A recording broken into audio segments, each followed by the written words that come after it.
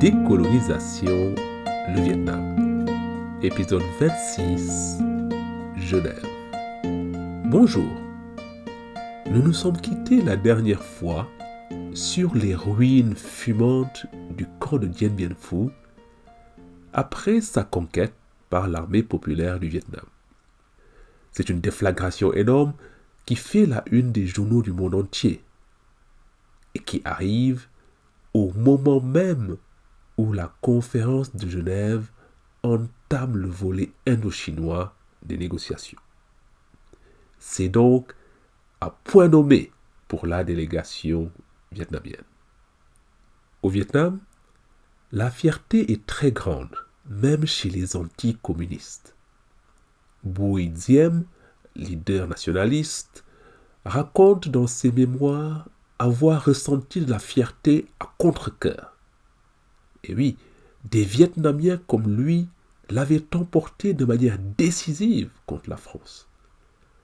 Cependant, ces vainqueurs étaient ses pires ennemis.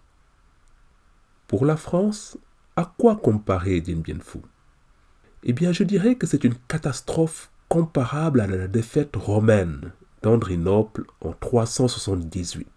Cette défaite contre les Goths est considérée comme le point de départ du déclin de l'Empire romain. À l'instar d'Andrinople, Dien Bien Phu pour la France est le signe annonciateur de la fin de l'Empire colonial. Le leader algérien, Ferhat Abbas, qui a parlé, vous savez, de Valmy des peuples colonisés, poursuit comme ceci pour parler de Dien Bien Phu. Je cite: « C'est l'affirmation de l'homme asiatique et africain face à l'homme de l'Europe. À Dien Bien Phu, la France a perdu la seule légitimation de sa présence, c'est-à-dire le droit du plus fort. » Fin de citation. Et ce déclin de la France, il va se jouer dans l'épisode qui suit la bataille de Dien Bien Phu, la conférence de Genève. Premièrement, il faut se rappeler que la conférence de Genève n'est pas convoquée à cause de la défaite française. D'ailleurs, ailleurs au Vietnam, les combats continuent pendant la conférence. Non, Genève, si vous vous rappelez, a été décidée à Berlin en février. Mais c'est le timing parfait de la victoire vietnamienne qui cause cette fausse impression que la conférence est la conséquence de la bataille.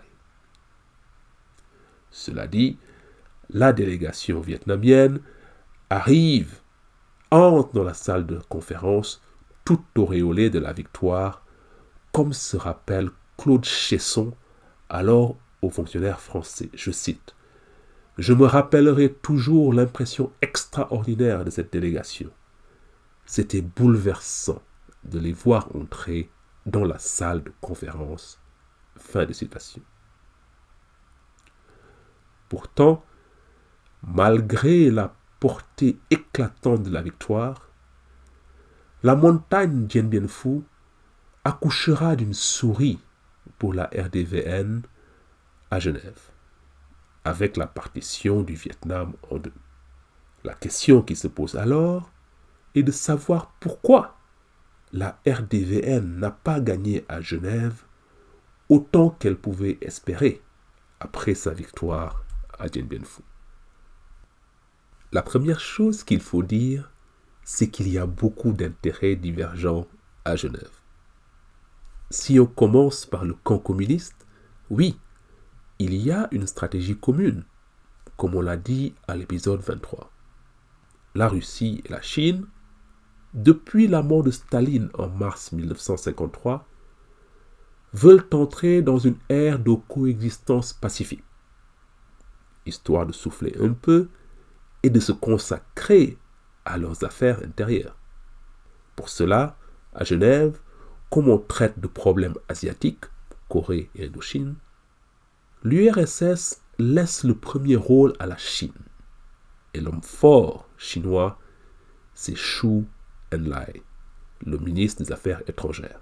Soit dit en passant, je suis à peu près sûr de ne pas prononcer ça correctement, vous m'en excuserez. Chou En-lai est celui qui va se révéler un intermédiaire efficace entre Vietnamiens et Français et qui va jouer auprès des camarades vietnamiens de tout le poids que lui confère le soutien déterminant de la Chine sur le champ de bataille. Or, que veut la Chine? N'oubliez pas qu'on parle là de jeune pays d'à peine 5 ans et qui est en guerre depuis sa création, en Corée d'abord, puis en Indochine. La priorité de Chou En-lai à Genève est, de régler le conflit indo-chinois, mais de tout faire pour tenir les États-Unis éloignés de la zone d'influence chinoise. Et si pour cela, les petits frères vietnamiens doivent calmer leurs ardeurs, eh bien soit. C'est la raison pour laquelle le principe même de la partition du Vietnam est discuté avant même l'arrivée à Genève entre partenaires communistes. D'autre part, les Chinois veulent montrer aux États-Unis, à leurs alliés, mais aussi aux nouveaux pays asiatiques comme l'Inde, la Birmanie, ils veulent montrer à tout ce monde qu'il n'y a pas de risque d'extension communiste en Asie. Et oui, les Chinois veulent éviter de voir les pays nouvellement indépendants en Asie entrer dans le giron américain. Pour cela, la Chine fait le choix de neutraliser ces pays. Et en cela, il s'oppose à la vision indo-chinoise de la RDVN qui a pour objectif de former une sorte d'Indochine communiste avec le Pathet Lao et le Khmer Rouge.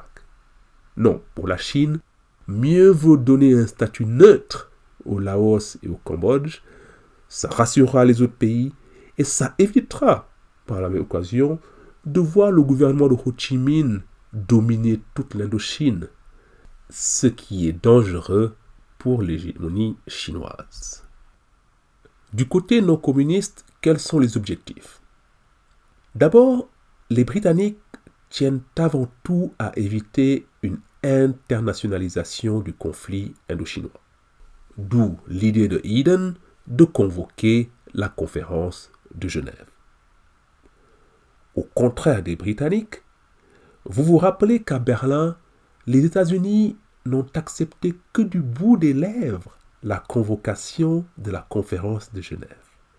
Ensuite, il s'y est joué l'équivalent diplomatique des discussions familiales pour savoir qui vient à votre mariage. Si la Chine vient, on ne vient pas, disent d'abord les Américains. Et oui, n'oubliez pas que la défaite de Chiang Kai-shek face aux communistes ne passe toujours pas aux États-Unis, qui ne reconnaissent même pas l'existence de la Chine populaire. Dulles et Eisenhower veulent que la France continue le combat avec le soutien américain. L'avantage de ce scénario, c'est qu'il permet aux États-Unis de se montrer fermes contre le communisme sans pour autant envoyer des GIs comme en Corée. Finalement, les Soviétiques trouvent la parade. Les Chinois ne sont pas officiellement invités à Genève. Ils accompagnent juste l'URSS. C'est comme dans les mariages, mais non papa, le nouveau mari de maman n'est pas invité, mais maman peut quand même venir accompagner. Voilà, Passons maintenant au plan de table. Alors, autour de la table à Genève, il y a bien sûr donc les États-Unis, la France, la Grande-Bretagne et l'URSS, plus la Chine. Ensuite, il y a les belligérants d'Indochine, la RDVN et les États associés du Vietnam, du Cambodge et du Laos. Les pourparlers commencent le 8 mai 1954 et vont durer 3 mois jusqu'en fin juillet.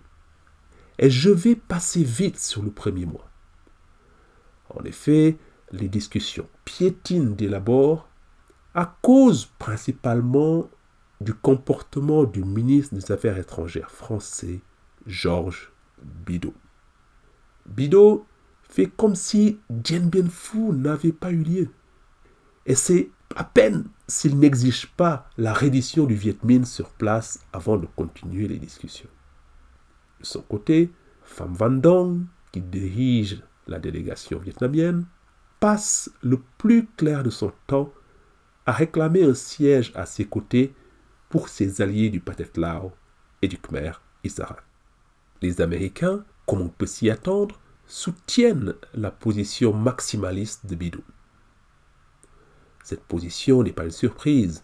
Bidot était là au début des hostilités en 1946. Il était là pendant les négociations de Dalat et de Fontainebleau, il y a maintenant 16 épisodes.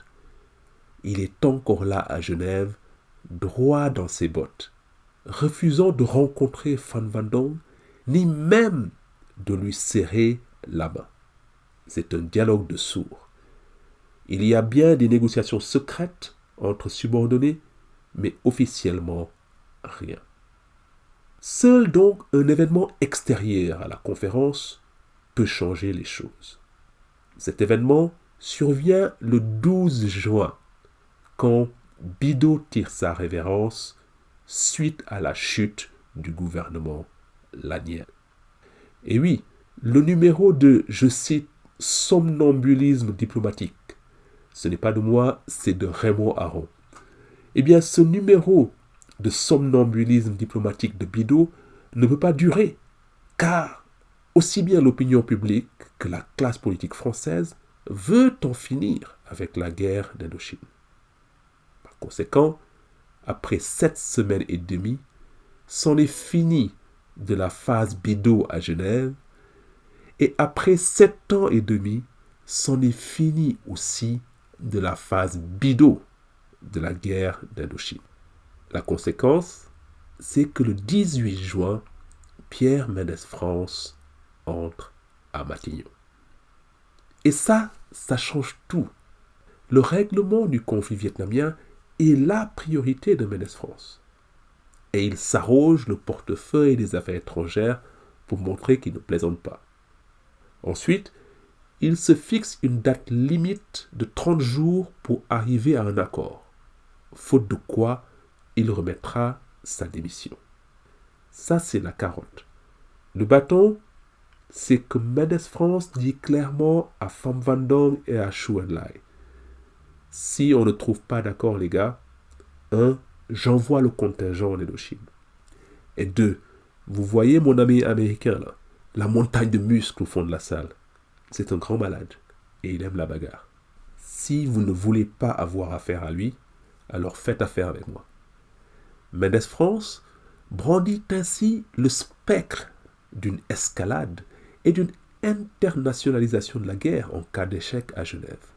Chose que veulent à tout prix éviter tous les pays autour de la table, sauf peut-être les États-Unis. Conséquent, Chou En-lai a maintenant en face un interlocuteur, un vrai. Et il va faire les concessions nécessaires pour négocier avec Pierre Mendès France. Soit dit en passant, personne n'y fait attention à Genève, mais il y a aussi du changement côté Bảo Đại. L'empereur, de peur d'être lâché par la France, limoge le prince Bu Loc et nomme notre vieil ami Ngo Dinh Diem au poste de Premier ministre. Diem, vous vous rappelez, l'ancien ministre de Bảo Đại en 1930, Diem qui, dès 1947, s'était lavé les mains de la solution Bảo Đại de Pignon, eh bien, Diem arrive au pouvoir avec l'assentiment des États-Unis. Mais bon, à Genève, l'État associé du Vietnam n'a pas vraiment voix au chapitre. Avec le remplacement de Bidot par Mendès France côté français, il y a donc maintenant 2 camps à Genève, ou alors tous les pays et les États-Unis en face. D'un côté, la France, la Grande-Bretagne et les 3 pays communistes veulent arriver à un accord. De l'autre, les États-Unis, eux, savent qu'ils ne peuvent plus compter sur la France. Ils prennent donc leur distance, car ils savent qu'un accord est désormais inévitable. Les États-Unis restent dans la salle de conférence, mais ils se mettent bien au fond et ils boudent. Dès le 23 juin, Chou En-lai rencontre Pierre Mendès France à Berne. Au cours de cette rencontre au sommet, les deux hommes se mettent d'accord sur les chantiers de travail. Premièrement, la Chine montre son intention de reconnaître les royaumes du Laos et du Cambodge et de ne pas y intervenir si les États-Unis n'y interviennent pas non plus. Deuxièmement, le principe d'une partition temporaire du Vietnam est acté. Reste à savoir où mettre la ligne de démarcation. Troisièmement, on s'accorde que des élections ultérieures doivent être tenues pour réunifier le Vietnam sous un seul gouvernement. C'est la première fois que la France accepte ce principe d'une division temporaire du Vietnam au 18e parallèle, alors que le Viet Minh réclame une partition au 13e parallèle. En parenthèse, si vous avez oublié vos cours de géo, un parallèle, c'est un cercle imaginaire qui relie tous les lieux sur une même latitude. À partir de l'équateur, on monte et la RDVN réclame un parallèle plus près de l'équateur, au 13e, pour garder une portion de territoire plus conséquente, comprenant le nord et le centre du pays. La France, elle, veut faire remonter la ligne de démarcation jusqu'au 18e parallèle, pour ne laisser à la RDVN que la partie nord. Voilà pour les chantiers. Pour y travailler, Chou En-lai se lance dans une véritable course à la paix. Et son contre-la-montre commence après sa réunion avec Mendès France.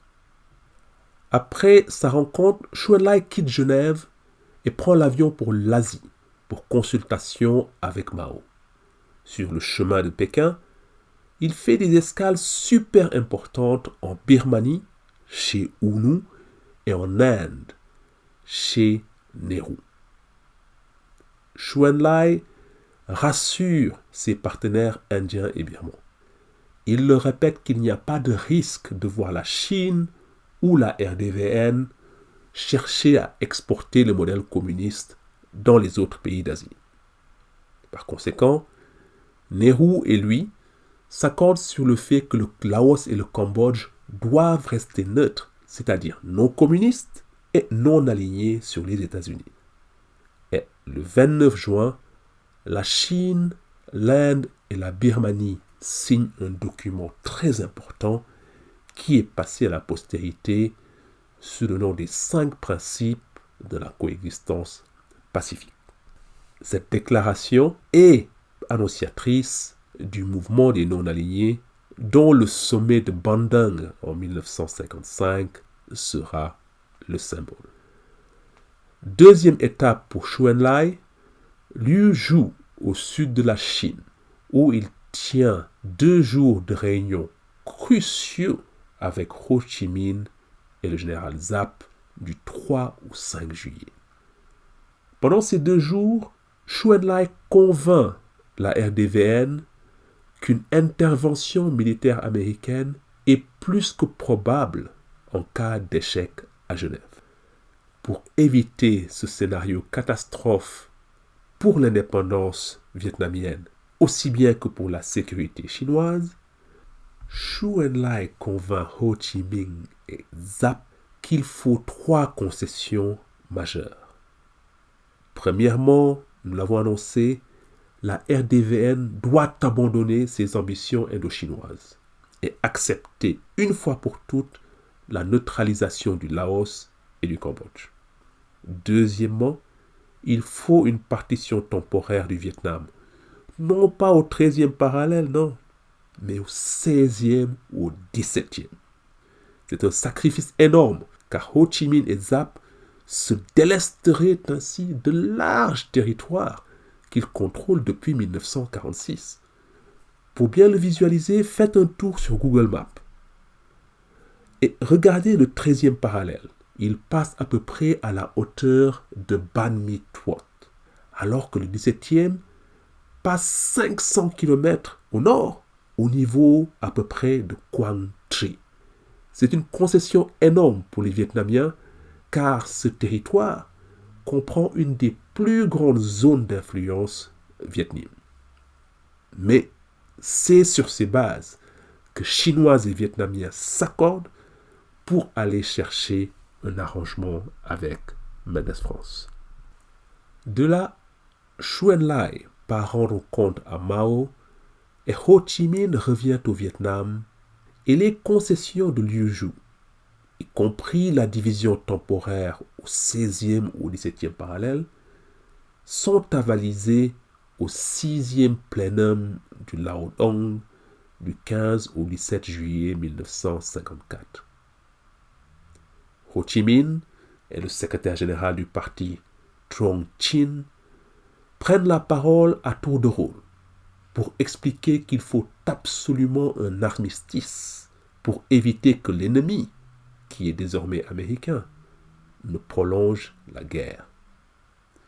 Et c'est ici qu'il faut repenser à ce dont on a parlé précédemment, à savoir qu'en 1954, il est plus que difficile pour la RDVN de maintenir l'effort de guerre car sa population et son armée sont à bout de souffle. La dernière phase de la conférence de Genève commence le 10 juillet et il y a urgence car il reste 10 jours avant la date butoir fixée par Mendes France. Le chrono tourne et les discussions s'accélèrent à un rythme frénétique jusqu'au 21 juillet, où sont signés les accords de Genève. Qu'est-ce qu'il y a dedans? Il y a d'abord un armistice qui précise les modalités de regroupement des troupes de part et d'autre du 17e parallèle. Les troupes et le personnel Viet Minh stationnés au Laos, au Cambodge et au sud du Vietnam doivent se regrouper au nord du 17e parallèle et les troupes franco-vietnamiennes doivent faire la même chose au sud. Et cela dans un délai de 300 jours. Une commission internationale de contrôle et de supervision de l'armistice est créée qui comprend la Pologne, le Canada et l'Inde. Enfin, des élections sont prévues pour juillet 1956 pour unifier le Vietnam sous une seule administration, soit RDVN, soit État associé du Vietnam. La guerre française au Vietnam est terminée.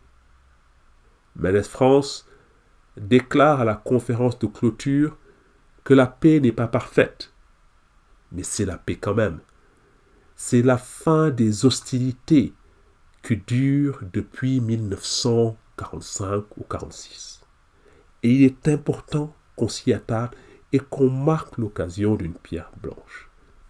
Pour dénier à Ho Chi Minh l'indépendance proclamée le 2 septembre 1945, la France a envoyé près de 500 000 soldats et elle en a perdu plus de 100 000. Le bilan est plus difficile à établir côté vietnamien, mais on estime que 500 000 civils et militaires ont perdu la vie. Avec les accords de Genève, tout ça, c'est fini. Mais ce n'est pas vraiment fini, car ni les Américains, ni l'État associé du Vietnam ne signent les accords de Genève. Les États-Unis prennent acte et Ngo Dinh Diem dénie toute valeur juridique aux accords de Genève. Ça n'augure rien de bon. Et vous savez bien que la guerre reprendra au Vietnam dans les années 60. Et les accords de Genève sont le terreau d'où va renaître la guerre civile vietnamienne. Pourquoi?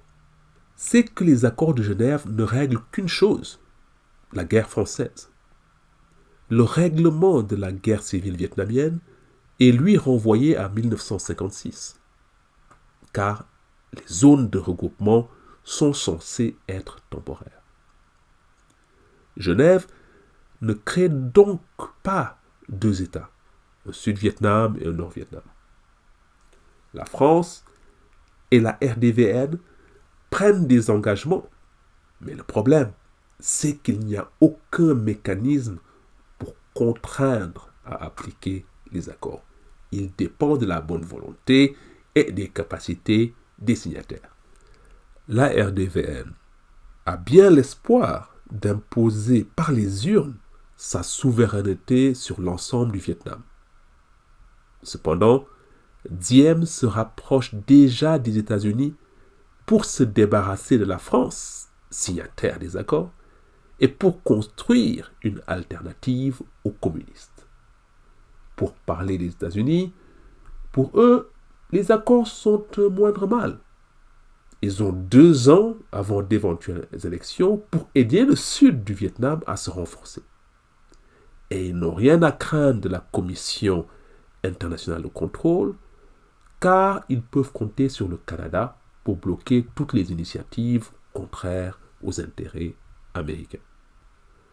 La conséquence de ces ambiguïtés dans les accords, c'est que dès le cessez-le-feu, le 17e parallèle, démarcation temporaire, se transforme en frontière de fait. Il y a des checkpoints et on hisse les drapeaux de part et d'autre, et les deux entités renforcent leur souveraineté dans leur zone. Et comme l'accord de Genève stipule une période de 300 jours pour le regroupement des troupes et pour des transferts de population, à partir de juillet 1954, il y a 800 000 soldats fonctionnaires du gouvernement Bao Dai, catholiques et autres, qui quittent le nord du Vietnam pour rejoindre Saigon. Dans le sens inverse, il y en a environ 100 000.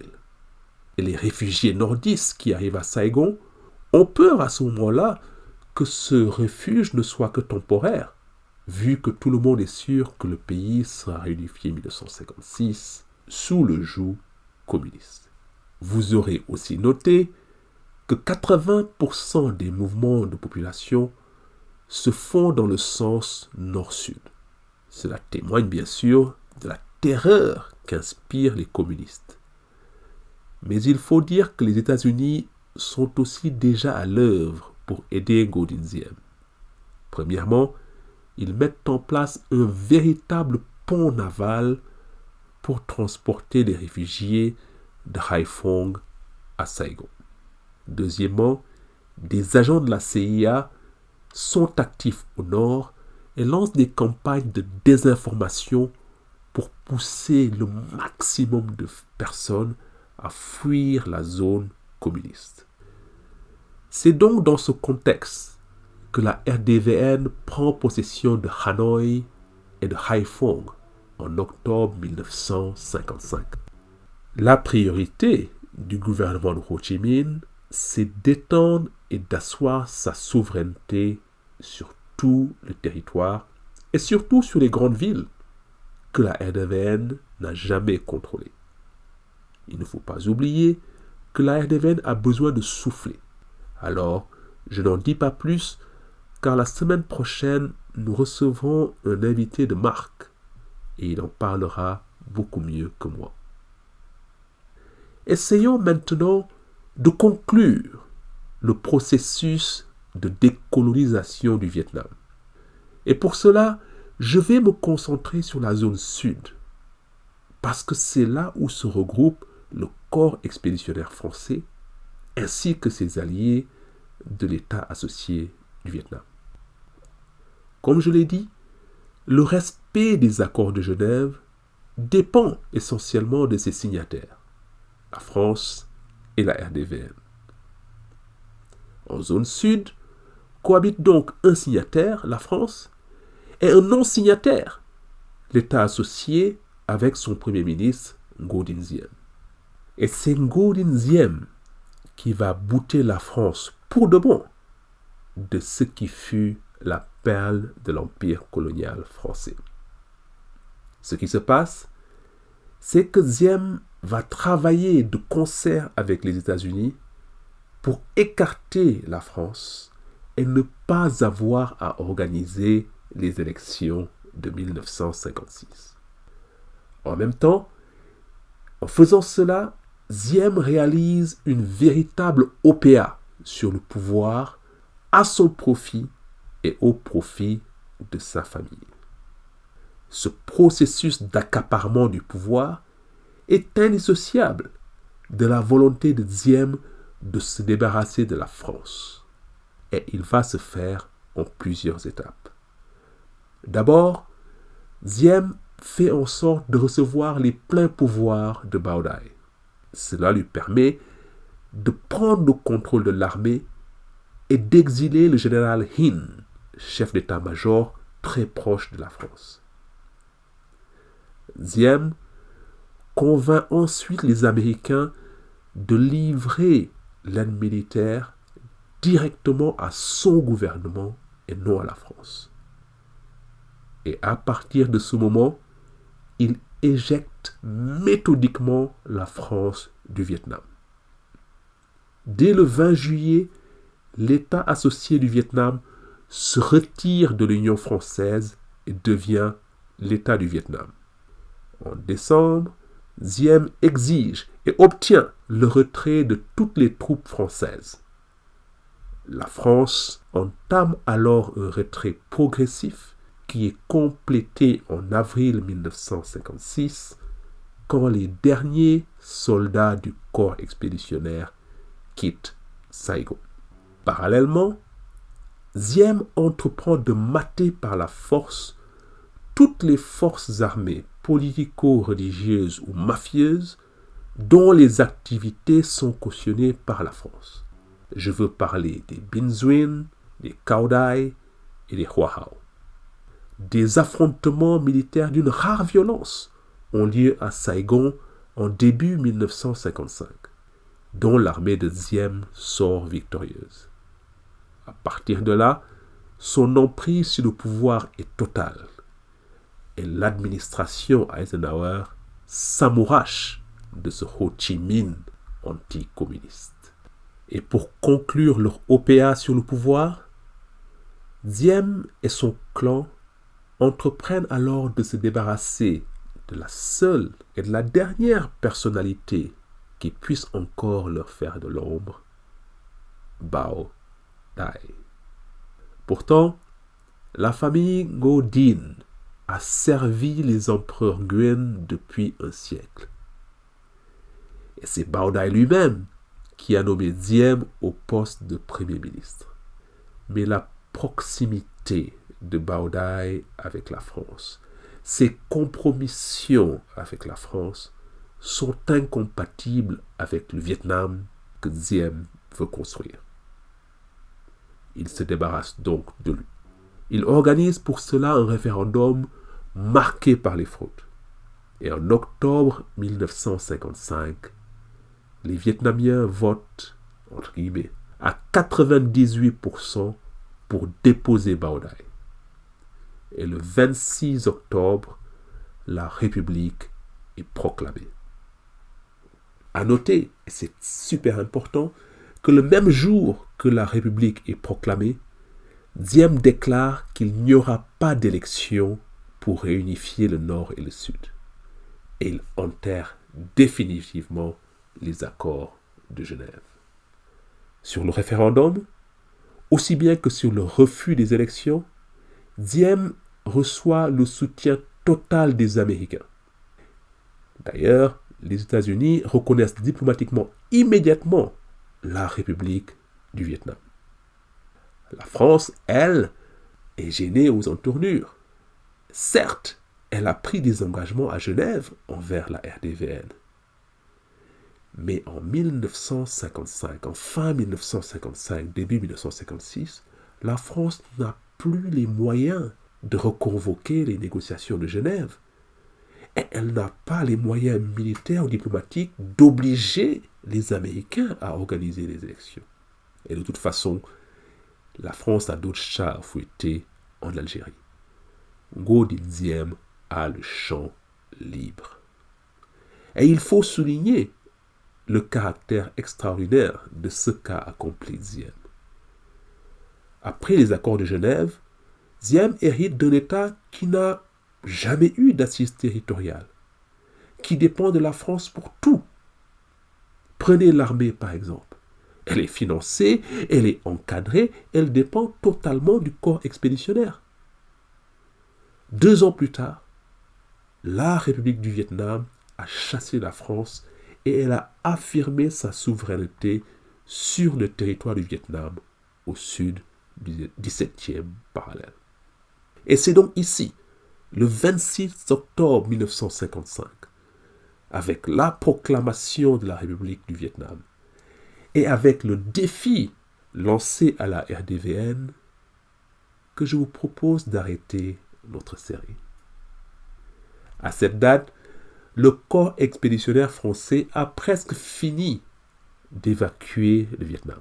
À cette date, Bao Dai, archétype même du roi colonial, est déposé. À cette date, la République du Vietnam naît, désormais lavée de l'opprobre de la collaboration avec la France. Il y a maintenant 2 Vietnams rivaux, mais tous les 2 ont tourné la page de la colonisation. Cependant, Diem refuse de participer à des élections pour réunifier le pays.